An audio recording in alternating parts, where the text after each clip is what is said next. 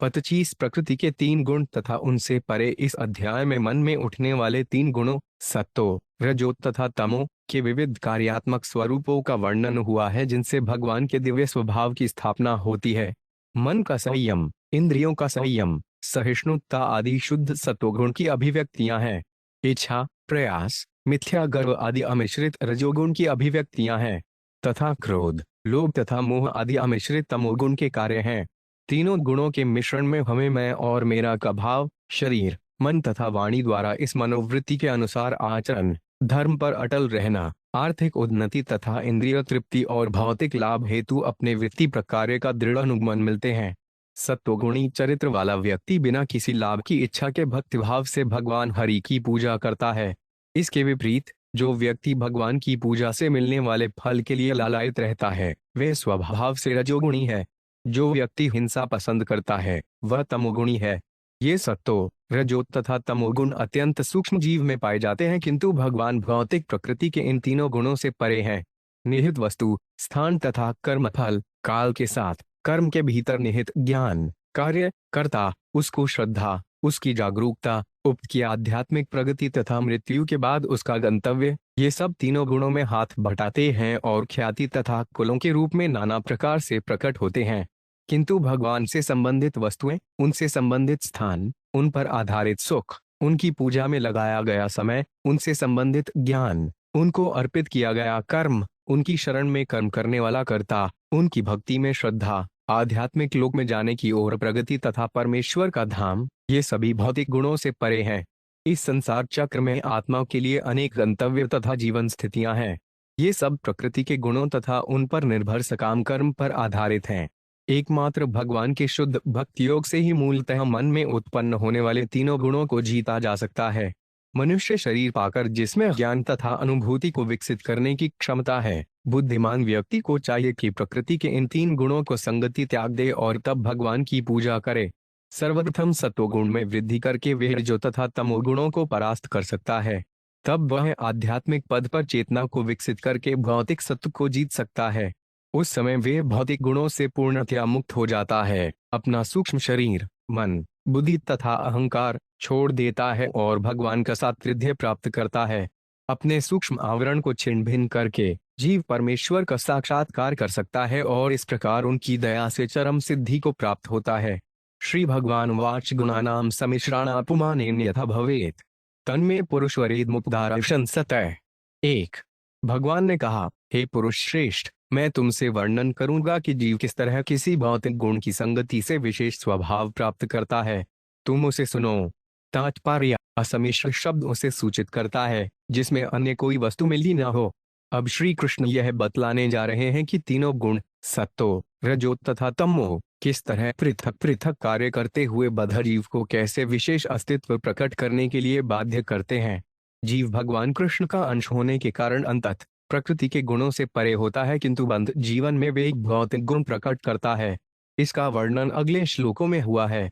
शमोदमस्तितिक्षेक्षा तपः सत्यान दया स्परिति तुष्टिस्त्यागो 5 स्पृहा श्रद्धा हृदयादिः स्वनिर्वृत्ति 2 कामीहा मदस्तृष्णा स्तंभाशीभिदा सुखम मद्रोत्साहो यशः प्रीतिहास्य वीर्य बलोहाम 3 क्रोधो लोभो 5 नृतम हिंसा याचना दंभ क्लमः कलिः शोक मोहि विषादार्ति निद्राशाभीरनुदयम् 4 सत्वस्त रजसश्लैतास्तमसश्चानुपूर्वशः वृतयो वर्णितप्राया सनिपात्मथो शृणु 5 मन तथा इंद्रिय संयम, सहिष्णुता, विवेक, नियत कर्म का पालन, सत्य, दया, भूत तथा भविष्य का सतर्क अध्ययन, किसी भी स्थिति में संतोष, उदारता, इंद्रिय तृप्ति का परित्याग, गुरुवार में श्रद्धा, अनुचित कर्म करने पर व्यग्रता, दान, सरलता, दीनता तथा अपने में संतोष, ये सत्वगुण के लक्षण हैं। भौतिक इच्छा, महान उद्योग, मद, लाभ में भी असंतोष, मिथ्या अभिमान, भौतिक उन्नति के लिए प्रार्थना, अन्यों से अपने को विलग तथा अच्छा मानना, इंद्रिय तृप्ति, लड़ने की झटपटाहट, अपनी प्रशंसा सुनने की चाह, अन्यों का मजाक उड़ाने की प्रवृत्ति, अपने बल का विज्ञापन तथा अपने बल के द्वारा अपने कर्मों को सही बताना, ये रजोगुण के लक्षण हैं। असंक्रोध, कमजोसी, शास्त्रीय आधार के बिना बोलना, उग्र घृणा, परोपजीवन, दिखावा, अति थकान, कलह, शौक, मोह, दुख, उदासी, अत्यधिक निद्रा, झूठी आशा, भय तथा आलस्य ये तमोगुणी लक्षण है। अब इन तीनों के मिश्रण के बारे में सुनो। सनिपातस्त्वहमेति ममेत्युद्वयामति। व्यवहार सनिपातो मनोमात्रेन्द्रियासु भी। 6 हे उद्धव, मैं तथा मेरा मनोवृत्ति में तीनों गुणों का सम्मिश्रण रहता है। इस जगत के सामान्य व्यवहार जो मन, अनुभूति के विषयों, तन्मात्राओं, इंद्रियों तथा शरीर की प्राण वायु द्वारा संपन्न किए जाते हैं, भी गुणों के सम्मिश्रण पर आधारित होते हैं। तात्पर्य मैं और मेरा की भ्रामक धारणा प्रकृति के गुणों के मिश्रण से बनती है। सत्वगुणी मनुष्य अनुभव कर सकता है, मैं शांत हूँ। रजोगुणी व्यक्ति सोच सकता है, मैं कामी हूँ, और तमोगुणी व्यक्ति सोच सकता है, मैं क्रुद्ध हूँ। इसी तरह कोई सोच सकता है, मेरी शांति, मेरा काम या मेरा क्रोध। शांत रहने की पूर्ण मनोवृत्ति वाला व्यक्ति भौतिक जगत में कार्य नहीं कर सकता, उसमें कार्य करने को प्रेरणा का अभाव होगा। इसी तरह विषय वासना में लीन रहने वाला व्यक्ति लेशमात्र शांति या संयम के बिना मदान बन जाएगा। क्रोध से अभिभूत व्यक्ति अन्य गुणों के मिश्रण के बिना भौतिक संसार में ठीक से कार्य नहीं कर पाएगा। अतः हम देखते हैं कि कोई गुण कभी शुद्ध अवस्था में तथा पृथक रूप में नहीं मिलता, प्रत्युत वे अन्य गुणों में मिश्रित रहता है, जिससे इस जगत में सामान्य रूप से कार्य चलते रहते हैं। अंततः मनुष्य को सोचना चाहिए, मैं कृष्ण का नित्य दास हूँ और मेरी एकमात्र संपत्ति भगवान की प्रेमा भक्ति है। यही चेतना की शुद्ध अवस्था है, जो प्रकृति के गुणों से परे है। धर्मे चार्थे चर कामे चयदासौ परिनिष्ठित गुणाना सन्निकर्षो 5 अंश्रद्धार्थिद्नावा। 7 जब मनुष्य धर्म, अर्थ तथा काम में अपने आप को लगाता है, तो उसके उद्योग से प्राप्त श्रद्धा, संपत्ति तथा यौन सुख प्रकृति के तीनों गुणों की अन्योन्य क्रिया को प्रदर्शित करते हैं। तात्पर्य धर्म, अर्थ तथा काम ये प्रकृति के गुणों में स्थित होते हैं और उनसे प्राप्त श्रद्धा, संपत्ति तथा भोग प्रकृति के गुणों के भीतर मनुष्य की विशिष्ट अवस्था को बताते हैं। प्रवृत्ति लक्षणे निष्ठा पुमान्यर्हि गृहाश्रम में स्वधर्मे चानुतिष्ठेत गुणाना समित्यहिंसा। 8 जब मनुष्य पारिवारिक जीवन में अनुरक्त होने से इंद्रिय तृप्ति चाहता है और इसके फलस्वरूप जब वे धार्मिक तथा वृत्ति प्रकारों में स्थित हो जाता है, तो प्रकृति के गुणों का मिश्रण प्रकट होता है। तात्पर्य श्रील श्रीधर स्वामी के अनुसार स्वर्ग जाने के लिए संपन्न किए जाने वाले धार्मिक कार्य रजोगुणी माने जाते हैं। सामान्य पारिवारिक जीवन का भोग करने के लिए संपन्न होने वाले कार्य तमोगुणी होते हैं तथा वर्णाश्रम प्रणाली में अपने वृत्ति प्रकार्य को पूरा करने के लिए निःस्वार्थ भाव से संपन्न कार्य सत्वगुणी होते हैं। इस तरह भगवान ने बतलाया है कि किस तरह प्रकृति के गुणों के भीतर सांसारिक धर्म प्रकट होता है। पुरुष सत्व संयुक्तम नुमिया क्षमादिभि कामादिभि रजोयुक्त क्रोधादस्तम संयुक्तम। 9 आत्मसंयम जैसे गुणों को प्रदर्शित करने वाला व्यक्ति मुख्यतया सत्वगुणी माना जाता है। इसी तरह रजोगुणी व्यक्ति अपनी विषय वासना से पहचाना जाता है तथा तमोगुणी व्यक्ति क्रोध जैसे गुण से पहचाना जाता है। यदा भजति मां भक्त्या निरपेक्ष स्वकर्म भी तत्सत्व प्रकृति विद्यात् पुरुषं स्त्रियमेव वा। 10 कोई व्यक्ति चाहे वह पुरुष हो या स्त्री यदि अपने नियत कार्यों को बिना किसी आसक्ति के मुझे अर्पित करते हुए मेरी पूजा करता है, तो वे सत्वगुणी समझा जाता है। यदा आशीष आशा से मां भजित स्वकर्म भी तरज प्रकृति विद्यात् हिंसा आशा से तामसम। 11 जब कोई व्यक्ति भौतिक लाभ पाने की आशा से अपने नियत कर्मों द्वारा मेरी पूजा करता है, उसका स्वभाव रजोगुणी समझना चाहिए, और जब कोई व्यक्ति अन्यों के साथ हिंसा करने की इच्छा से मेरी पूजा करता है, वे तमोगुण में स्थित होता है। सत्वन रजस्तम इति गुणा जीवस्य नैव में चित्तजा यस्तु भूतान आसज ममानो निबध्यते। 12 प्रकृति के तीनों गुण सत्तो, रजो तथा तमोगुण जीव को तो प्रभावित करते हैं, मुझे नहीं। उसके मन में प्रकट होकर ये जीव को भौतिक शरीरों तथा अन्य उत्पन्न वस्तुओं से अनुरक्त होने के लिए प्रेरित करते हैं। इस तरह जीव बंध जाता है। तात्पर्य जीव भगवान की तटस्था शक्ति है और वे भगवान की मोहमयी शक्ति द्वारा अभिभूत होने की संभावना रखता है, किंतु भगवान मोह के परम नियंता हैं। मोह कभी भी भगवान को नियंत्रित नहीं कर सकता। इस तरह भगवान श्री कृष्ण सारे जीवों के लिए सेवा के नित्य लक्ष्य हैं और ये जीव भगवान के नित्य दास हैं। प्रकृति के तीनों गुण भौतिक शक्ति में प्रकट होते हैं। जब बद्धात्मा भौतिक मनोवृत्ति ग्रहण करता है, तो ये गुण उस मनोवृत्ति की सीमा के भीतर अपना प्रभाव दिखाते हैं। किंतु यदि कोई व्यक्ति अपने मन को भगवत भक्ति से शुद्ध बना लेता है, तो प्रकृति के गुण उस पर और अधिक प्रभाव नहीं डालते, क्योंकि आध्यात्मिक स्तर पर उनका प्रभाव नहीं होता। यदि त्रौजयत सत्वं भास्वरं विष्णुं शिवम तदा सुखेन युजेत धर्म ज्ञानादि भी। पुमान। 13। जब प्रदीप्त शुद्ध तथा शुभ सत्वगुण रजोगुण तथा तमोगुण पर हावी होता है तो मनुष्य सुख, प्रतिभा, ज्ञान तथा अन्य गुणों से युक्त हो जाता है। तात्पर्य: सत्वगुण में मनुष्य अपने मन तथा इंद्रियों को वश में कर सकता है। यदा जयतम सत्वरज सड़े भिदाचलम तद्दा दुखेन युजेत कर्म यशसा। 14। जब अनुरक्ति, विलगाव तथा कर्मठता का कारण रूप रजोगुण, तमोगुण तथा सत्वगुण को जीत लेता है तो मनुष्य प्रतिष्ठा तथा संपत्ति प्राप्त करने के लिए कठिन श्रम करने लगता है। इस तरह रजोगुण में मनुष्य चिंता तथा संघर्ष का अनुभव करता है। यद्यद्रज सत्वं तमोपूढं जडम युजेत शोक मोहाभ्यान निद्रया हिंसभाषा। 17। जब तमोगुण रजोगुण तथा सत्वगुणों को जीत लेता है तो वे मनुष्य की चेतना को ढक लेता है और उसे मूर्ख तथा जड़ बना देता है। तमोगुणी मनुष्य शौक तथा मोह में पड़कर अत्यधिक सोता है, झूठी आशा करने लगता है और अन्यों के प्रति हिंसा प्रदर्शित करता है। यद्चित्त प्रसिद्धेत इंद्रियाणा तन्निर्वृत्ति देहिर्भयान मनो 5 तत्सत्वान विधि मत पदम। 16। जब चेतना स्वच्छ हो जाती है और इंद्रियां पदार्थ से विरक्त हो जाती हैं तो मनुष्य भौतिक शरीर के भीतर निर्भीकता तथा भौतिक मन से विरक्ति का अनुभव करता है। इस स्थिति को सत्वगुण की प्रधानता समझना चाहिए क्योंकि इसमें मनुष्य को मेरा साक्षात्कार करने का अवसर मिलता है। विकुर्वन् क्रिया चाधि निवृत्तिष्ण चेतसाम गाना स्वास्थ्य मनोभ्रांता रजे तैर निशामय। 17। तुम्हें रजोगुण का पता उसके लक्षणों से अत्यधिक कर्म के कारण बुद्धि की विकृति, अनुभव करने वाली इंद्रियों की संसारी वस्तुओं से अपने को छुड़ाने की असमर्थता, कर्म इंद्रियों की अस्वस्थ दशा तथा मन की अस्थिरता से लगा लेना चाहिए। सीधा चित्तां विलिएट चेतसो ग्रहणेन क्षमम मनो नष्टे तमोग्लानिस्तमस्तदुपधारय। 18। जब मनुष्य की उच्चतर जागरूकता काम न दे और अंत में लुप्त हो जाए तथा इस तरह मनुष्य अपना ध्यान एकाग्र न कर सके तो उसका मन नष्ट हो जाता है और अज्ञान तथा विषाद प्रकट करता है। तुम इस स्थिति को तमोगुण की प्रधानता समझो। ईद माने गुणे सत्वे देवानां बलमेत्ते असुराणाचरज सिद्धम सिद्ध वृक्षसाम। 19। सत्वगुण की वृद्धि होने के साथ साथ देवताओं की शक्ति भी बढ़ती जाती है। जब रजोगुण बढ़ता है तो असुरगण प्रबल हो उठते हैं और तमोगुण की वृद्धि से उद्धव अत्यंत दुष्ट लोगों की शक्ति बढ़ जाती है। सत्वाजागरणं विद्यात् जस्सस्वजमादिशेत प्रस्वापम तम सजंतोस्तुल्यंत्रिषु संततम। 20। यह जान लेना चाहिए कि जागरूक चैतन्यता सत्वगुण से आती है, नींद रजोगुणी स्वप्न देखने से तथा गहरी स्वप्न रहित नींद तमोगुण से आती है। चेतना की चतुर्थ अवस्था इन तीनों में व्याप्त रहती है और दिव्य होती है।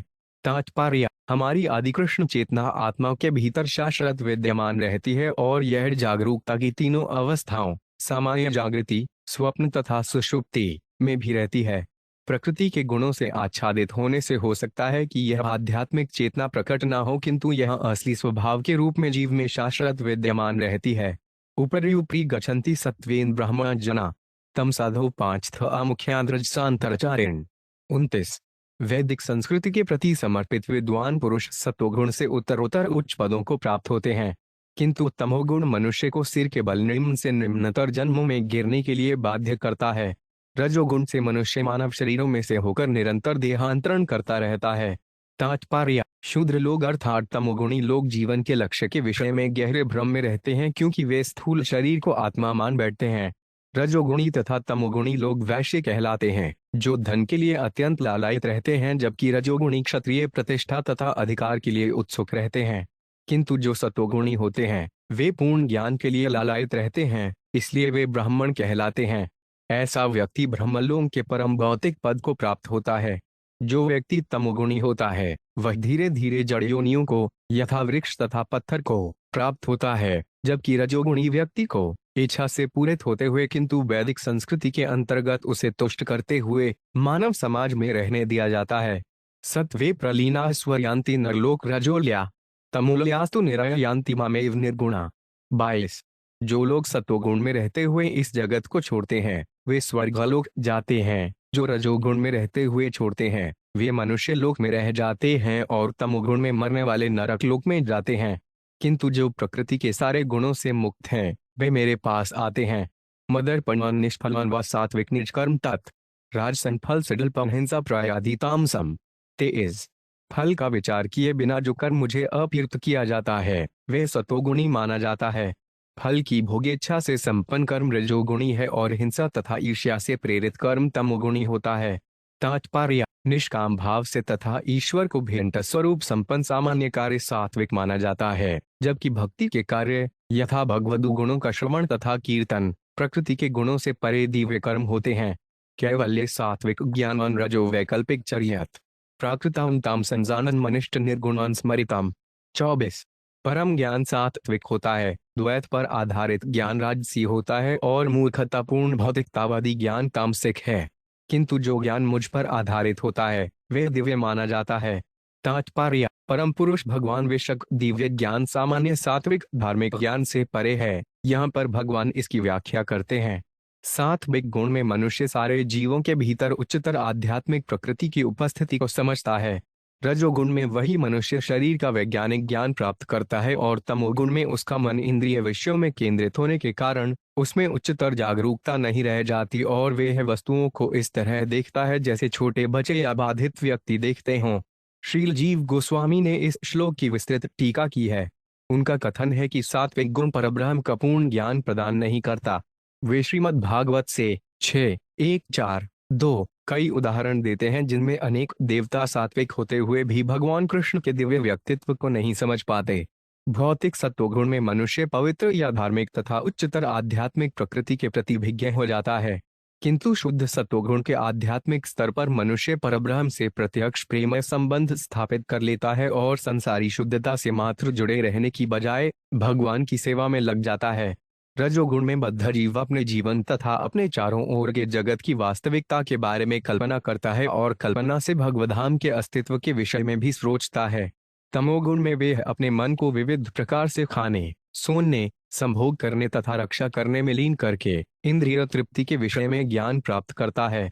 इस तरह प्रकृति के गुणों के अंतर्गत बद्धात्माएं या तो अपनी इंद्रियों को तुष्ट करने में या फिर अपने को इंद्रिय तृप्ति से मुक्त करने में लगी रहती हैं, किंतु जब तक वे प्रकृति के गुणों से परे कृष्ण भावनामृत के दिव्य पद को प्राप्त नहीं हो लेती वे अपने को अपने स्वाभाविक मुक्त कार्यों में लगा नहीं पाती। वनवंतु सात्विको वासुग्रामो राजस उच्यते काम संदूत सदन मनिकेतावंतु निर्गुणम।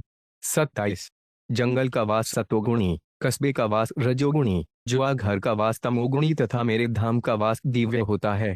तात्पर्य, जंगल के अनेक प्राणी यथा वृक्ष, जंगली स्वर तथा कीड़े मकोड़े वस्तुत रजोगुणी तथा तमोगुणी होते हैं, किंतु जंगल का वास इसलिए सत्वगुणी सात्विक कहा गया है क्योंकि वहां पर पापमय कार्यों, भौतिक ऐश्वर्य तथा कामुक इच्छाओं से मुक्त एकांत जीवन बिताया जा सकता है।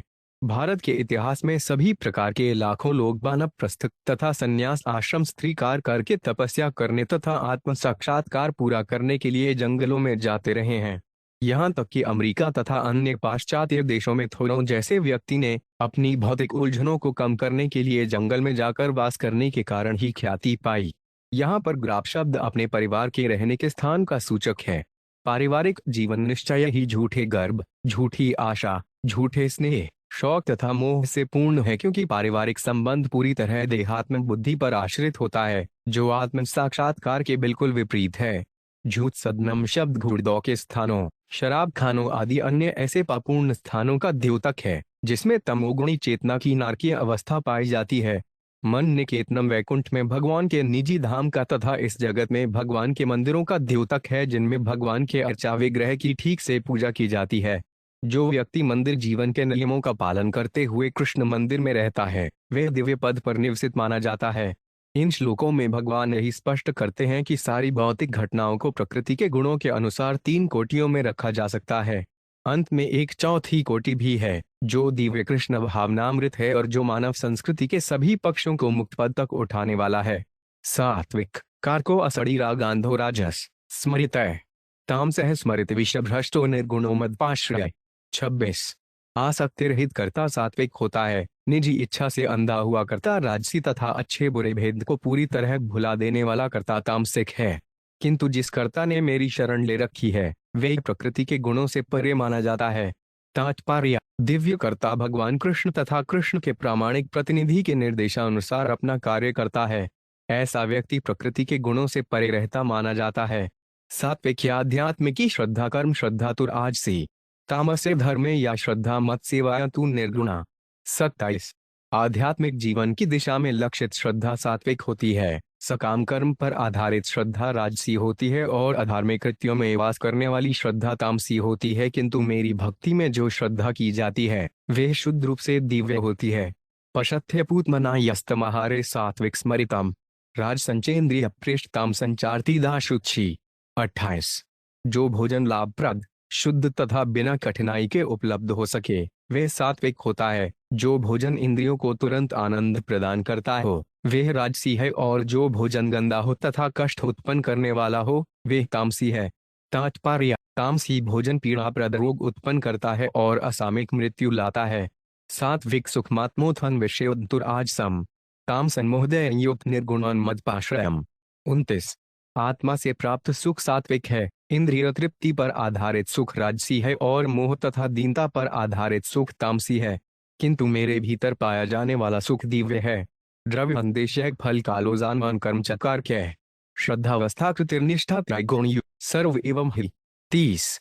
इसलिए भौतिक वस्तु, स्थान, कर्म फल, काल, ज्ञान, कर्म, कर्ता, श्रद्धा, चेतना की दशा, जीव योनि तथा मृत्यु के बाद गंतव्य, ये सभी प्रकृति के 3 गुणों पर आश्रित हैं।